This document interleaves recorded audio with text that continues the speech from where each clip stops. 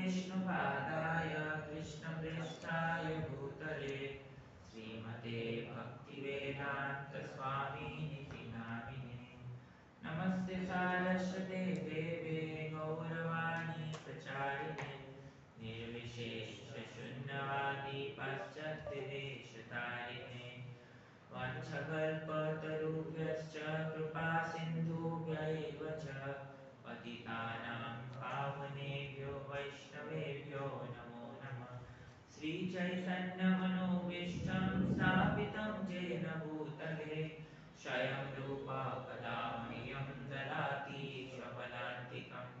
वन्देऽहं श्रीगुरो श्रीयुतापदकमलं श्रीगुरुन् वैष्णवांश्च श्रीरूपं साग्रजातं सहगण रघुनाथान्वितं तं सजीवं साद्वैतं सावधूतं परिजनसहितं कृष्णचैतन्यदेवं श्रीराधा कृष्णपादान् सहगण ललिता श्रीविशाखान्वितांश्च नमो महावदान्याय कृष्णप्रेमप्रदायते कृष्णाय कृष्णचैतन्यनाम्ने गौरतुसे नमः।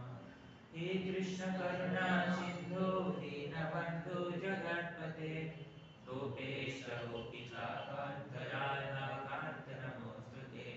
तप्त काञ्चन गौराङ्गी राधे वृन्दावनेश्वरी वृषभानुसुते देवी प्रणमामि हरिप्रिये। नीलाचलनिवासाय नित्याय परमात्मने बलभद्रसुभद्राभ्यां जगन्नाथाय ते नमः। जय श्री कृष्ण चैतन्य प्रभु नित्यानंद श्री अद्वैत गदाधर शिवासदि गौरभक्तवृंद। हरे कृष्णा कृष्णा कृष्णा हरे हरे हरे राम राम राम हरे हरे। ओम नमो भगवते वासुदेवाय। ओम नमो भगवते वासुदेवाय। ओम नमो भगवते वासुदेवाय। ओम नमो भगवते वासुदेवाय। ओम नमो भगवते वासुदेवाय। ओम नमो भगवते वासुदेवाय।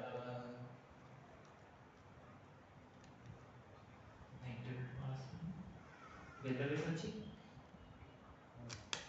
वेदव्यास अच्छी है क्या कनेक्टिंग भाई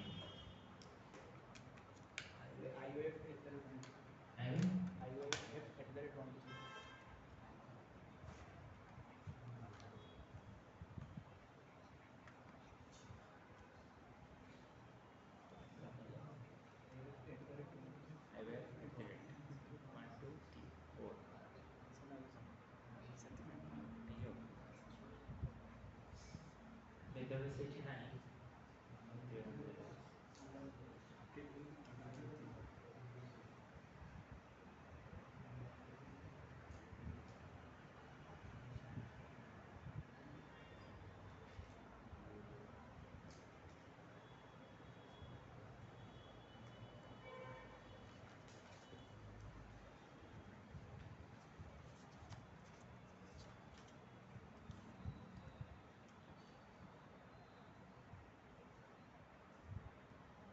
पढ़ुचे Canto 2 Chapter 3 The Pure Devotional Service Verse number 17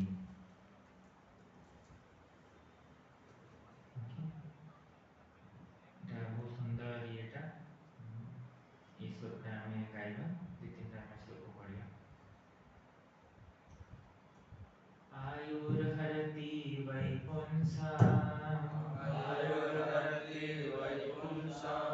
आयुर्हरति वैपुंसा आयुर्हरति वैपुंसा। उद्यानस्थं च जनअशो उद्यानस्थं च जनअशो। उद्यानस्थं च जनअशो उद्यानस्थं च जनअशो। तस्यान्ते यत्क्षणो नीता तस्यान्ते यत्क्षणो नीता। तस्यान्ते यत्क्षणो नीता तस्यान्ते यत्क्षणो नीता। उत्तमश्लोकवार्तया उत्तमश्लोकवार्तया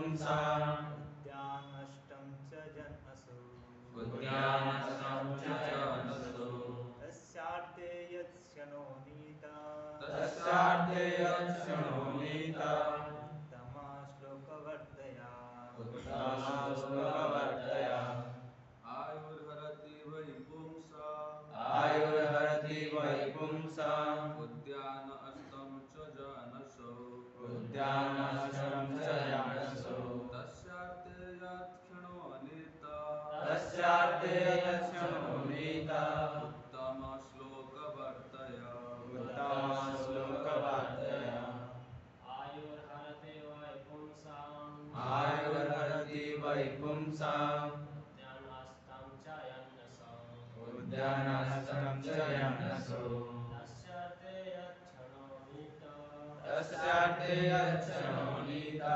उत्तमश्लोकवर्तया उत्तमश्लोकवर्तया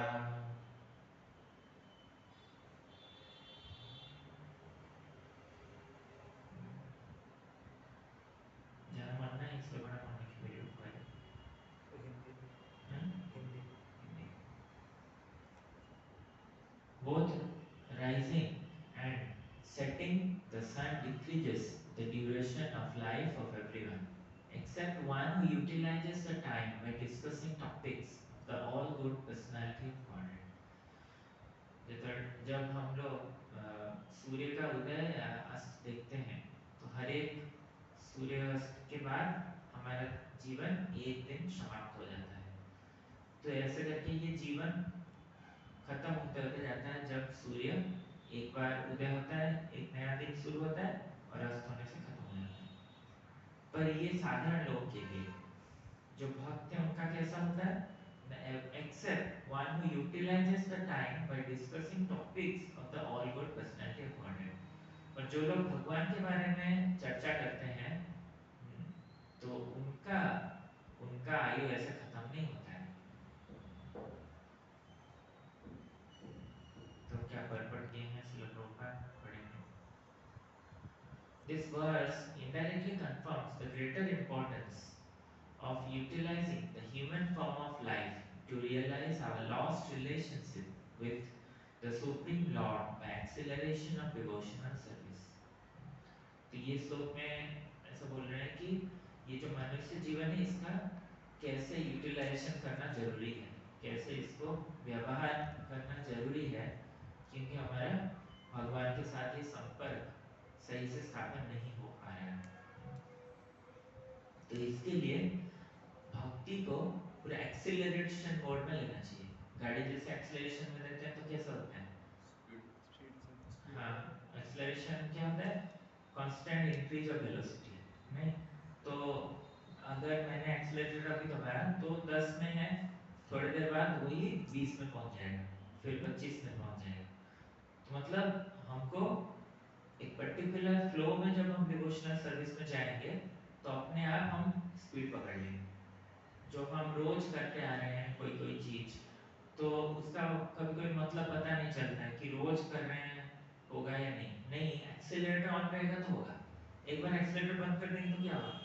फिर से जीरो पे आ जाएंगे, फिर शुरू करना पड़ेगा। पर जो एक्सेलरेशन ऑन ही रखेंगे पूरा वैसे ही तो क्या होगा? धीरे धीरे स्पीड बढ़ते जाएगा, मतलब प्रोग्रेस होते जाएगा। तो इसीलिए जो हम प्रैक्टिस कर रहे हैं रोज का रोज जप करना, रोज का अपना जो साधना सेवा है उसको रोज एक्सेलरेशन ऑन ही रखना है। यही बोल रहे हैं, उसी माध्यम से ही हम अपने मनुष्य जीवन को सफल कर पाएंगे। Time and tide waits for no man, famous quote है। So time indicated by the sunrise and sunset will be uselessly wasted if such time is not properly utilized for realizing identification of spiritual values. अभी हमारा जो समय है ये बहुत गुरुत्वपूर्ण है, क्योंकि देखिए ये जो समय चला जाएगा, अभी जो पढ़ाई का समय है, पढ़ाई का समय चला जाएगा तो और पढ़ पाएंगे। जो अभी कोई गवर्नमेंट एग्जाम दे रहे हैं 30 साल तक ही दे पाएंगे, उसके बाद नहीं दे पाएंगे। आर्मी वगैरह में 21 साल या कुछ है एंट्री का, उसके बाद नहीं हो सकता है।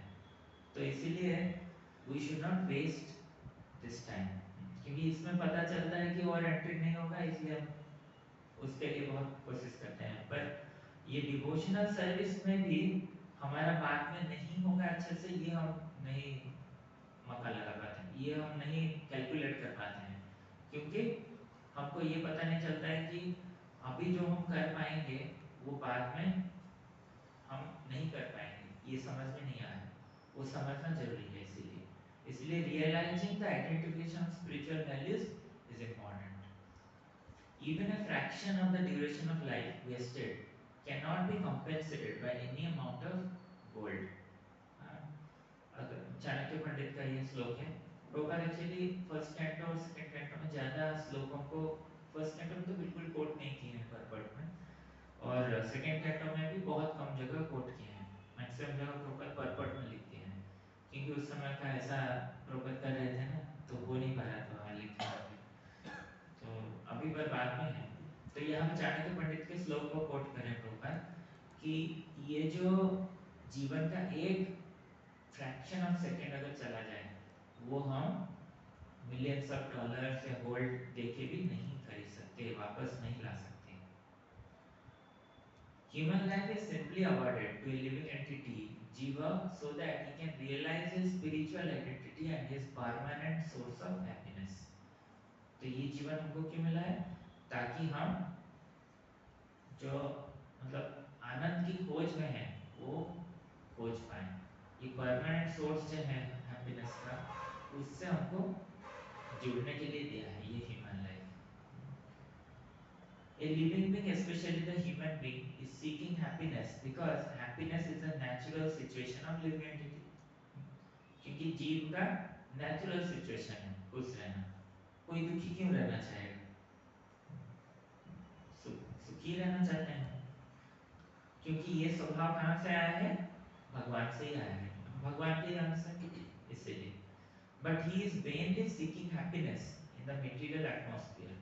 Living being is constitutionally a spark of the complete whole, and his happiness can be perfectly perceived in spiritual activities. अभी हम भगवान के अंश से इसलिए सुख की खोज कर रहे हैं, पर वही सुख जो खोज कर रहे हैं, भगवान आनंदमय है इसलिए हम आनंद को खोज रहे हैं, पर ये आनंद कहाँ से मिलेगा हमको पता नहीं है, ये चीज हमको नहीं पता चल रहा है।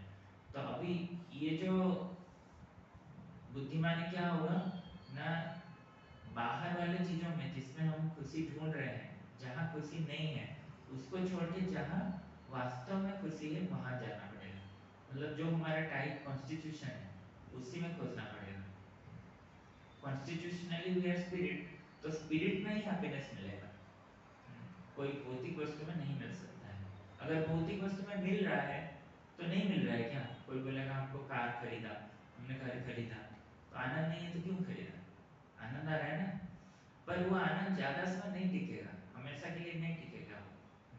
तो ये इसीलिए बोल रहे हैं कि we have to, because we are constitutionally spiritual spark of complete whole, his happiness can be perfectly perceived in spiritual activity. spiritual activity जो spirit से लिंक है उसके साथ ही हम आनंद को पूरा उपभोग कर पाएंगे। जो क्योंकि हमारा पूरा ज्ञान नहीं है इसीलिए हम लोग अभी उस पर आनंद ढूंढ रहे हैं, पर आनंद नहीं मिल रहा है। The Lord is complete spiritual whole, and His name, form, quality, pastimes, entourage, and personalities are all identical with Him. तो भगवान का जो नाम, गुण, रूप, लीला, ये सब चीज है, ये सब भगवान के समस्त है, सब लोग भगवान के समान ही हैं। जो भी भगवान के पैराफिनालिया है, जो भी भगवान के लीलाएं हैं, भगवान का रूप है, उनका नाम है, इन सब में कोई फर्क नहीं है। तो एक बार प्रभुपाद जी शिष्य उनके क्लास ले रहे थे, क्योंकि प्रभुपाद उनके शिष्यों की क्लास में बैठते थे, तो वो बोल रहे थे कि प्रभुपाद जी के शिष्य बोल रहे हैं कि प्रभुपाद, वो क्लास में बोल रहे हैं कि Krishna is in his holy names, Krishna उनके नाम में है।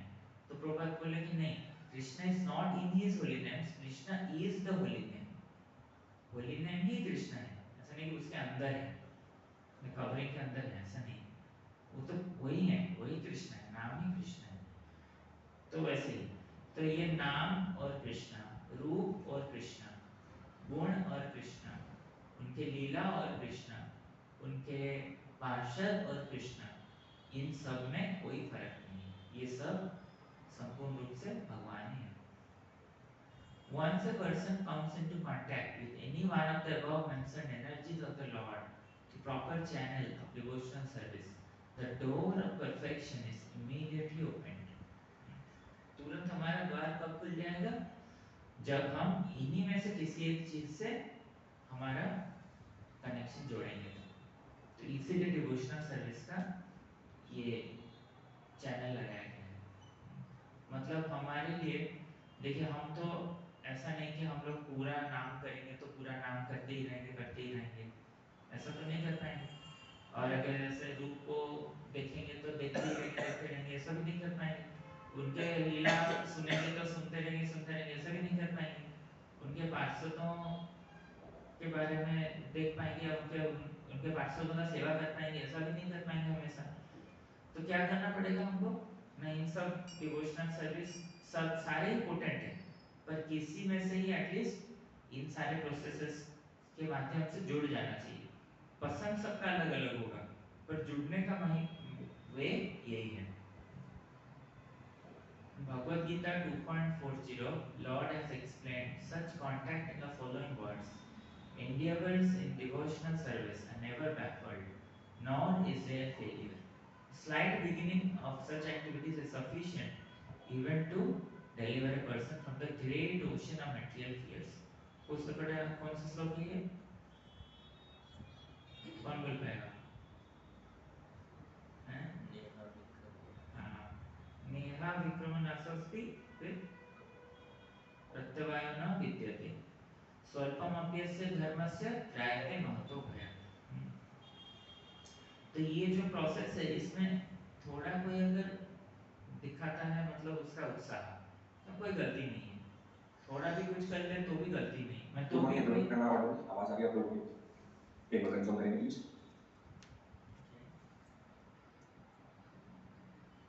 Sir, there is slight confusion. Two live classes have been scheduled. Good morning, morning. Sir, हम लोगों का environment perform पे. Good morning. Perfectly audible and visible.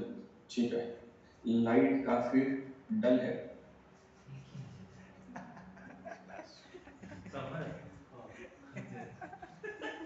ये पहचान लिया हो। तो थोड़ा भी कोई अगर कर ले तो उसमें जो ग्रेटेस्ट मतलब ये सफिशिएंट है to deliver a person from the great ocean of material fear. स्वल्पमप्यस्य धर्मस्य त्रायते महतो भयम्। थोड़ा भी कोई कर ले तो सबसे बड़ा जो मतलब कष्ट है इस जीवन का, उससे मुक्त हो जाएगा। क्या है सबसे बड़ा दुख? क्या है जीवन में? सबसे बड़ा फियर क्या है? भय क्या है हमारे लिए? भय क्या है? मृत्यु। मृत्यु से मुक्त हो जाएंगे। और क्या हो जाएगा? भय है, जन्म मृत्यु जरा व्याधि। भय सबसे ज्यादा है कि अभी भक्ति तो कर रहे हैं, अगर नहीं भी कर रहे होंगे तो फिर क्या होगा? नेक्स्ट लाइफ में फिर से कोई और जन्म मिल सकता है। पशु पक्षी, पेड़ पौधे, उन लोगों का जन्म मिल जाएगा हमको। फिर उसके बाद हम लोग भक्ति नहीं कर पाएंगे। तो इसलिए सबसे बड़ा भय यही है कि मनुष्य जीवन के बाद फिर से पशु पक्षी का जन्म ना मिल जाए। अगर वो मिल गया तो सब खत्म हो जाएगा। जो शुरू किया है वहीं पर रुक जाएंगे, ठीक है। पर जो बुद्धिमान है वो क्या करेगा? भक्ति में लग जाएगा, शुरू कर देगा। स्लाइड बिगिनिंग मतलब क्या? एक्सीलरेटर ऑन रखना पड़ेगा, एक्सीलरेटर जीरो नहीं करना। थोड़ा बिगिनिंग किया वही कंटिन्यू करना पड़ेगा। मतलब अगर 2 माला कर रहे हैं तो 2 माला करते रहिए। तो at least end of the life में आप ऐसा चांस मिलेगा कि 2 माला से ज्यादा करने का मौका मिलेगा। तो वही फायदा है। तो इसीलिए थोड़ा भी कोई कर लिया तो उसका फायदा ये है कि नेक्स्ट लाइफ में उसका मनुष्य जीवन तो गारंटीड है, इतना श्योर हो गया। फायदा हुआ ना। अब इस जीवन में अच्छे से नहीं किया, ठीक है, नेक्स्ट लाइफ में तो कर लेंगे। जो पूरा अच्छे से कर लिया तो उसका तो जैसा श्लोक में बताया आयुर्हरति वैकुंसा उद्यानस्थं च जनसो। तो अगर हम पूरा हमारा जीवन को डिवोशनल सर्विस में कन्वर्ट कर दिए तो फिर और तो मृत्यु होने ही वाला नहीं, मतलब ये लास्ट ही लाइफ हुआ हमारा, इसी बात से बोल रहे हैं। तो as a highly potent drug injected intravenously acts at once of the whole body, the transcendental topics of the Lord injected through the ear by the pure devotee of the Lord can act very efficiently. तो भगवान के बारे में जब ये हम लोग सुनेंगे कोई शुद्ध भक्त से, तो ये हमारे अंदर जैसे इंजेक्शन देने से तुरंत काम करता है, तो वैसे ही ये तुरंत काम करेगा। Oral realization of the transcendental messages implies total realization, just as fructification of one part of a tree implies fructification of all other parts. अगर एक पेड़ में अगर थोड़ा जगह में अच्छा हो रहा है, मतलब एक पार्ट में हम लोग देख रहे हैं फ्रूट्स हो रहा है, मतलब हर एक जगह फ्रूट्स हो रहा है, ऐसा तो नहीं एक ब्रांच में हो रहा है। तो अगर ये हो गया हमारा ओरल रियलाइजेशन, मतलब भगवान के लीला को हम लोग सुनते आ रहे हैं, तो फिर क्या होगा, इम्प्लाइज टोटल रियलाइजेशन। ये बहुत इंपॉर्टेंट है। एक्चुअली हम लोग भक्ति कर रहे हैं, कभी कभी हम लगता है हमको कि पूरा शिथिल हो गए, क्या हुआ, अभी तो कुछ नहीं हो रहा है। तो प्रोसेस ये बता रहा है कि ओरल रियलाइजेशन हमारा कम हो गया, श्रवण कम हो गया है। अगर हियरिंग हमारा कम हो रहा है तो उसका मतलब हमारा आध्यात्मिक जीवन में उन्नति रुक जाएगा ऑलमोस्ट। तो इसीलिए श्रवण पे हमेशा ध्यान देना चाहिए। और अगर श्रवण अच्छे से हो रहा है तो सब कुछ अच्छे से हो जाएगा, क्योंकि श्रवण अगर हो गया, जैसे पेड़ के तने में पानी डाला क्या जड़ पे, तो वो अपने आप सारा पेड़ में जाएगा। तो ये इम्पोर्टेंट है इसीलिए कि श्रवण का सही सही हमारा चल रहा है नहीं, सही सही चल रहा है कैसे जानेंगे श्रवण, जब श्रवण में रुचि आ रहा है। तो श्रवण ऐसा नहीं कि बस करते रहे, श्रवण में रुचि इसलिए तो कर रहे हैं ना, ऐसा नहीं बैठने बोला है तो बैठेंगे, सुनने बोला है तो सुनेंगे, वो रुचि भी हमारा डेवलप होना चाहिए। तो उससे पता चलेगा कि टोटल रियलाइजेशन आने वाला है। This realization, for a moment in the association of pure devotees like Sukadeva Goswami, prepares one's complete life for eternity. तो अगर उसका शुद्ध भक्तों के संग में ये उसको रियलाइजेशन हो गया, तो इसका मतलब निश्चित रूप से उसका जीवन इटर्निटी में कन्वर्ट हो जाएगा, मतलब वो ये जीवन उसका लास्ट होगा। Thus, the sun fails to rob the pure devotee of his duration of life, inasmuch as he is constantly busy in devotional service of Lord, purifying his existence. तो यहाँ फिर से प्रॉपर लिखा है constantly, मतलब क्या, is required to continuously engage. Constantly देखिए क्या मीनिंग है, continuously over a period of time, always. Continuously हम लोग अगर ये प्रोसेस में लगे रहें तो क्या होगा, हमारा निश्चित रूप से ये जीवन सफल हो जाएगा। तो कंटिन्यूसली करते रहना है।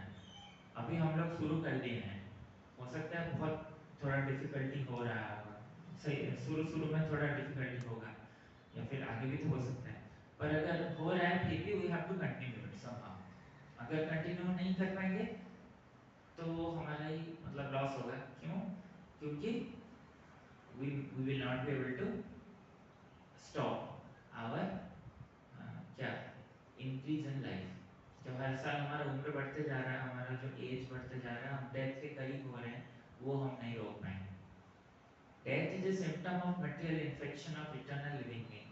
Only due to material infection is the eternal living entity subjected to law of birth, death, disease and old age. तो उसको हम रोक नहीं पाएंगे। नहीं तो मैं इसका नेक्स्ट श्लोक दिखाना चाहता था।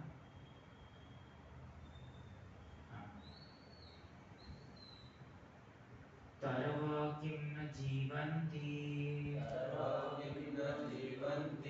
हस्ता किं न ससन्ति यथा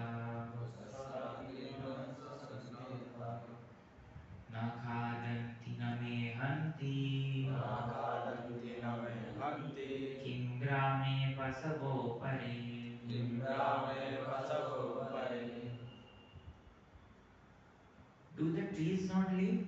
Do the bellows of the blacksmith not breathe all around us? Do the beasts not eat and discharge semen?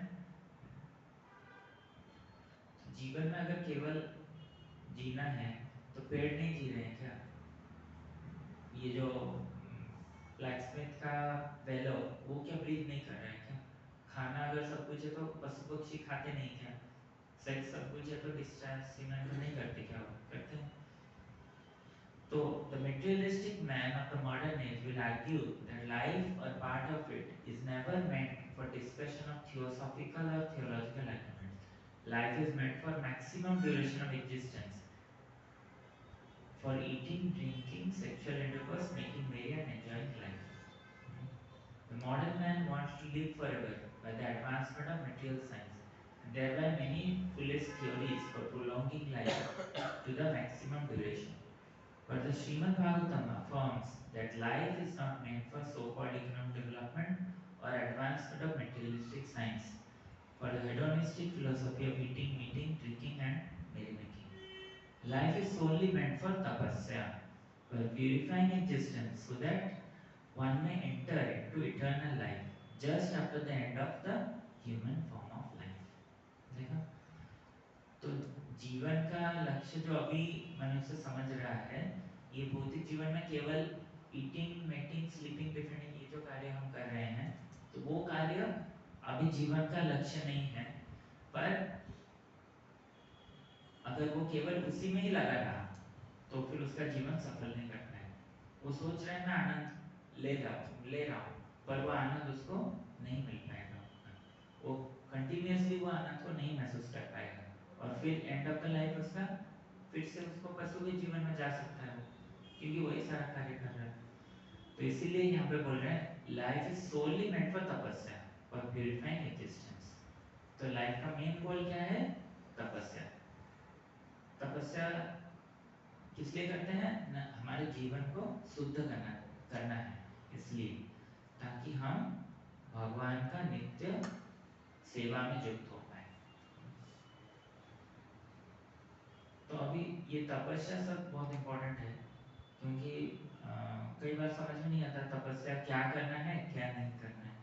तपस्या मतलब क्या है?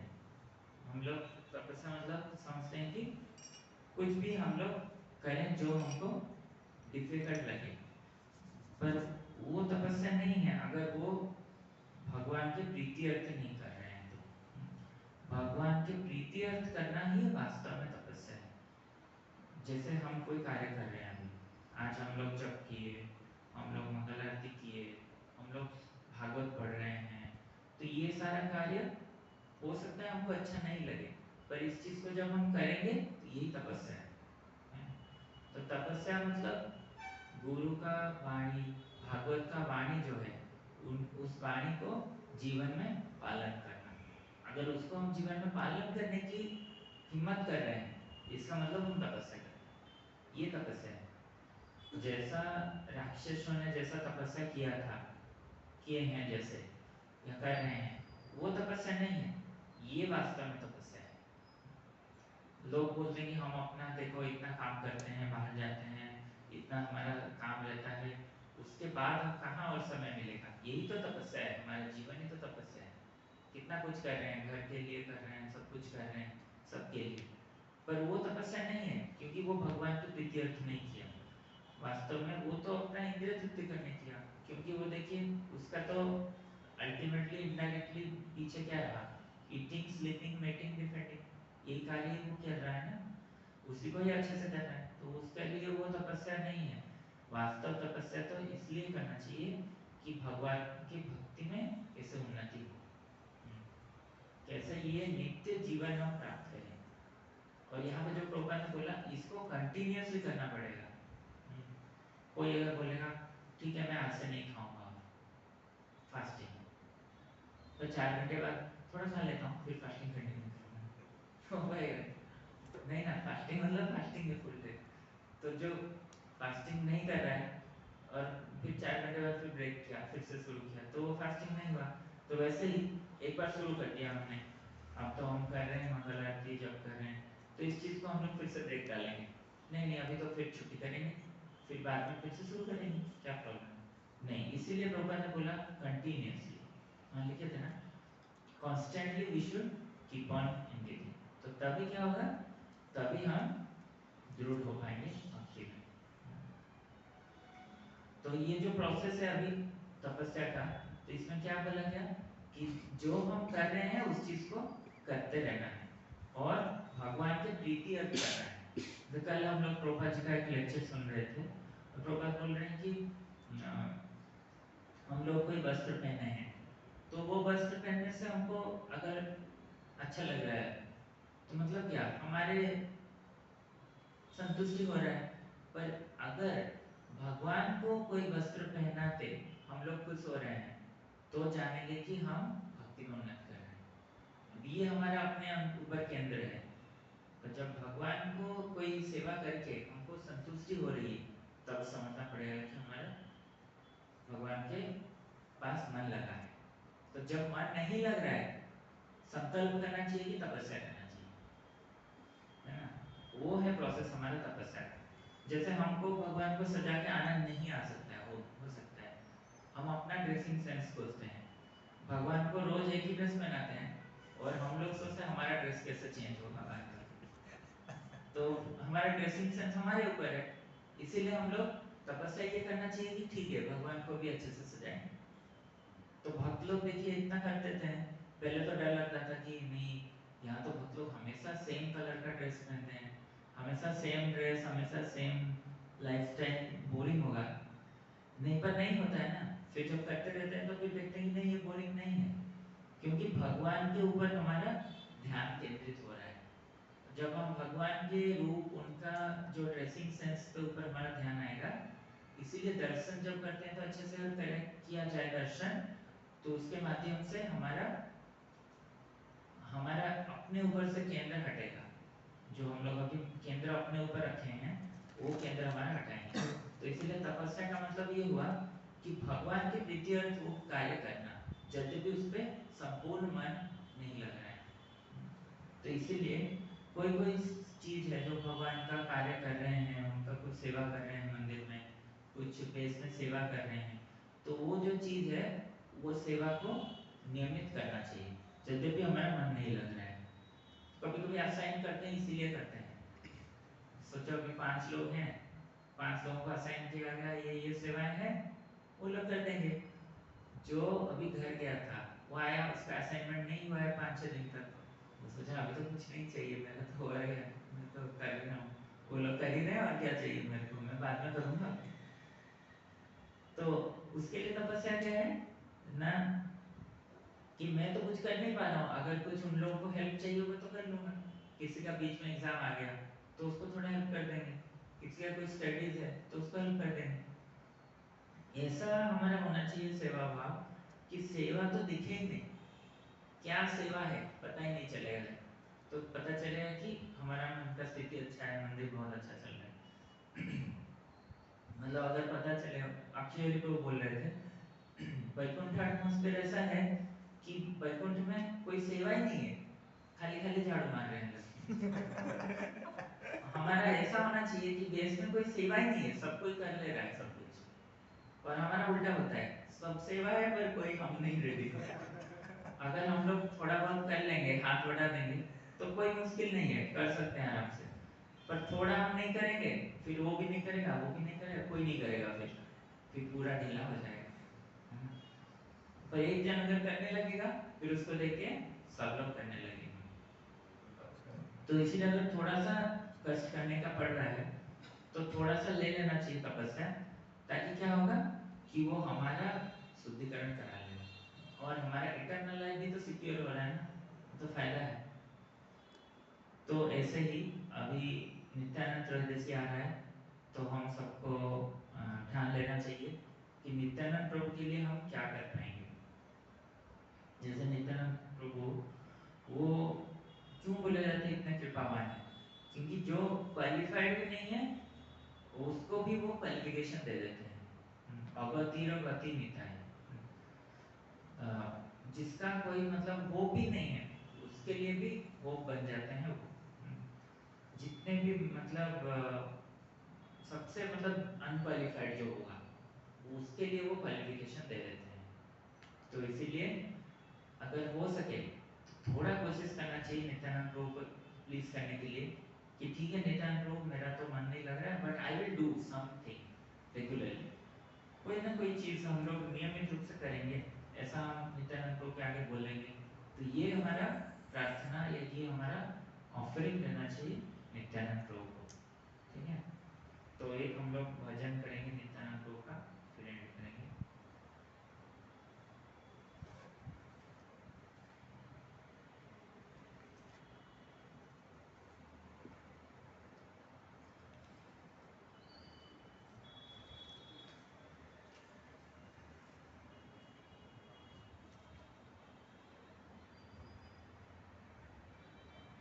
और ये है प्रपंचे पढ़िया, ये सॉन्ग है, इसका ट्रांसलेशन एक एक श्लोक पढ़े।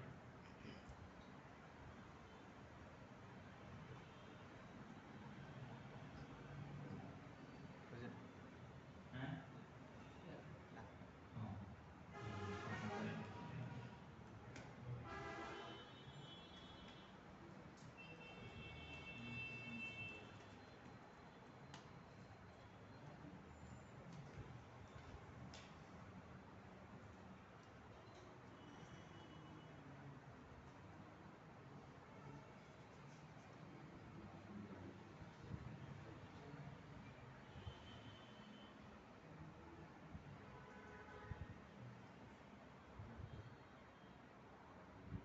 हरि है, अच्छा ट्रांसलेशन ना पहले, पढ़ो।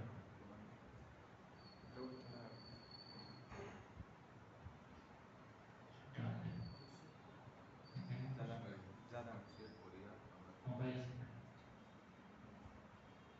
मोबाइल से, हाँ। ओ लॉर्ड, हाँ खुला, हाँ पढ़ो। O Lord Hari, having fallen helplessly into the illusion of this world, I see no other means of deliverance but you. You are the only recourse for the helpless. I accept the shelter of your lotus feet as essential. I have no knowledge, no background of pious activities, nor any history of strict devotional practice, but you are full of compassion and kindness. Therefore, although I am certainly destitute, I solicit your causeless mercy. The powerful urges of speech, mind, anger, tongue, belly, and genital have banded together to cast me adrift on the sea of this material world, thus causing me great anxiety and trouble. After a great endeavor of subdue these material demands, I have completely given up all hope. O Lord of the destitute, I call upon your holy name. For now, you are my own measure. Listen.